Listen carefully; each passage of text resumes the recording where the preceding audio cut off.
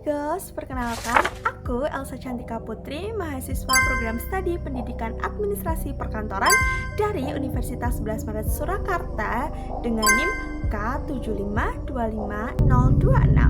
Jadi teman-teman, di sini aku akan memberikan sedikit tutorial basic aja dasar terkait dengan gimana sih caranya kita membuat PowerPoint dari aplikasi Microsoft PowerPoint. Semoga dengan adanya video ini dapat membantu teman-teman semuanya.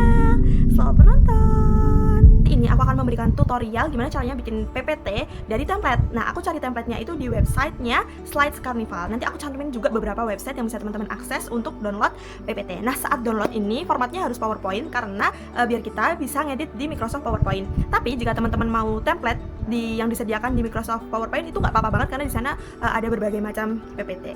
Nah, ketika kalian udah dapat templatenya, kalian bisa masukin di Microsoft PowerPoint untuk selanjutnya diedit. Aku mulai dari ini, aku sudah masukin materinya. Nah, ini aku udah ganti juga nama judulnya. Aku kali ini menggunakan materi yaitu stoikisme. Ini judulnya udah aku ganti. Nah, teman-teman kalau mau ganti font itu ada di bagian sini. Ini adalah pengaturan terkait dengan font. Ini untuk ganti font, ini ukurannya, ini untuk memperbesar, memperkecil. Terus ini ada bold, italic, underline, sama ini juga jenis tulisannya. Ini juga warnanya juga ada di sini. Terus ini bentuk paragrafnya, apakah dia akan rata kiri, rata kanan, atau rata kanan kiri. Dan ini juga bisa diatur lapisannya, apakah dia akan di depan sendiri atau di belakangnya atau di paling belakang sendiri. Tapi ketika teman-teman mau membuat teks sendiri nih, nggak mau dari template, itu teman-teman bisa masuk ke insert, shape, terus kalian pilih yang text box yang ikonnya seperti ini. Itu nanti tinggal ditarik aja teman-teman. Jadi teman-teman bisa masukin teks apapun yang teman-teman inginkan untuk kemudian bisa diedit sesuai yang sudah teman-teman rancang. Nah, teman-teman, di sini aku akan memasukkan shape yang ada di fitur Microsoft PowerPoint ini. Jadi, kita pilih yang insert dulu, terus kita masuk di shape, kita pilih nih bentuk mana yang ingin kita masukkan di situ. Ketika kita udah pencet, kita akan disuruh nih mau meletakkan di mana. Nah, udah nanti tinggal diklik aja, dia akan di situ. Terus kita bisa atur nih warnanya, terus ukurannya. Dia bisa diputar juga, bisa dibalik, horizontal, vertikal, seperti itu, teman-teman. Untuk warnanya di sini aku menggunakan fitur gradasi. Pokoknya nanti teman-teman explore aja untuk tentang kayak fitur-fitur warna-warnanya, karena itu banyak banget dan itu nggak terbatas. Terus di shape itu nanti ada fitur effect juga, shape effect. Jadi nanti dia apakah dia akan lebih kelihatan timbul, dia akan kelihatan serong, seperti itu.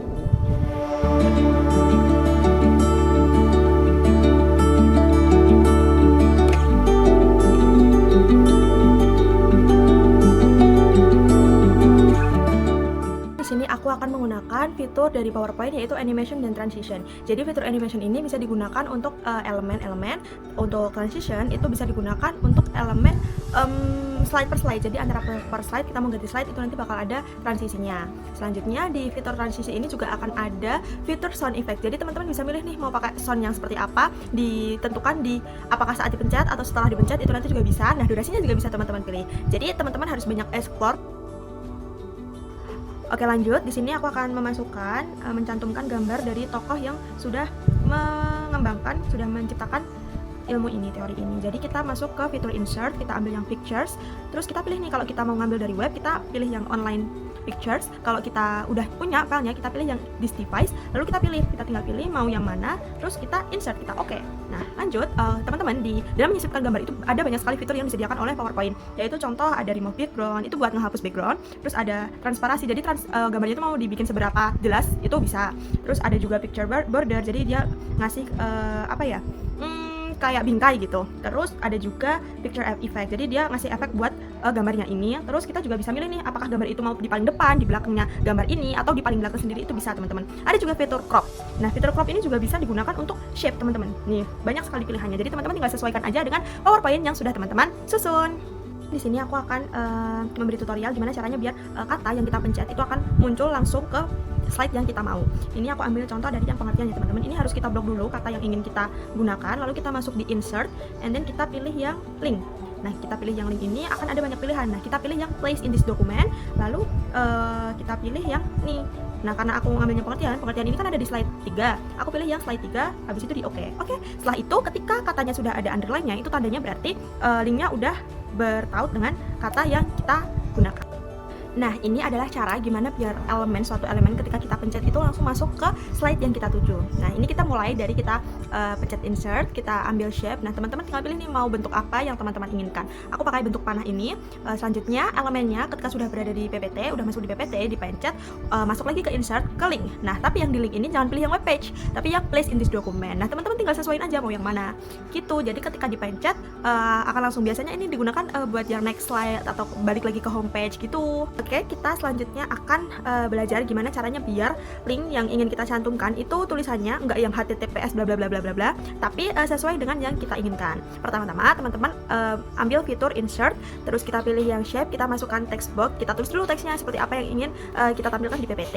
Selanjutnya pilih di insert, kita masuk di link, terus kita jangan lupa copy ini dulu teman-teman, link dari sosial media manapun atau link apapun yang ingin kalian cantumkan. Aku ambil dari YouTube. Nah, ini kita masuk kembali lagi ke PPT-nya, kita masukkan di link, terus kita masuk yang web page, terus ambil yang browse page. Nah, setelah itu di situ ada yang bagian address, alamat, itu tinggal kita masukkan link yang sudah kita copy, terus di oke. Nah, itu nanti akan muncul kalimat yang sudah kita tulis, yang kita inginkan, itu nanti akan ada underline-nya. Berarti itu nanti ketika dipencet dia akan langsung masuk ke link yang dituju. Kalau teman-teman ingin mencantumkan video dalam PPT itu bisa banget teman-teman. Jadi kita bisa masuk ke fitur insert, terus kita masuk ke ini, ada yang bagian ini nih, ada video, kita pencet, terus kita tinggal pilih nih video mana yang akan kita masukkan. Kita pilih yang dari device ya. Kita pilih, udah kita insert, dia akan masuk di situ. Tapi teman-teman, saran dari aku untuk kalian yang ingin mencantumkan video dalam PPT itu lebih baik yang di bawah 5 menit, karena ketika nanti di atas 5 menit ditakutkan nanti videonya akan ini nge-lag gitu. Jadi kalau videonya lebih dari 5 menit lebih baik dicantumkan link seperti yang sudah kita pelajari tadi. Beberapa halaman yang mungkin nggak kita pakai ya. Nah, itu biar cara cepatnya adalah kalian pencet kontrol, terus dipencet halaman-halaman mana yang sekiranya akan dihapus, terus tinggal di Ctrl X.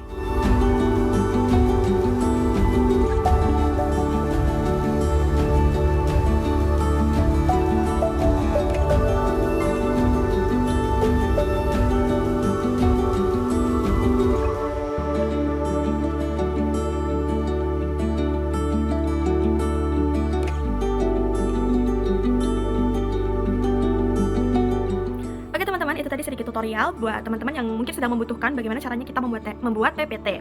Nah, kesimpulannya dari pembelajaran ini adalah walaupun di kemajuan teknologi yang sudah sangat pesat ini, kita bisa aja nih minta AI tolong bikinin aku PPT, materinya ini, dia akan langsung bikin PPT buat kita. Tapi alangkah baiknya kita tetap belajar gimana caranya pengoperasian Microsoft ya kan, terutama Microsoft PowerPoint, Word, Excel untuk upgrade skill kita. Dan tentunya ini sangat bermanfaat apabila kita bekerja di kantor-kantor atau instansi, teman-teman. Sekian dari aku, terima kasih telah menonton. Bye bye.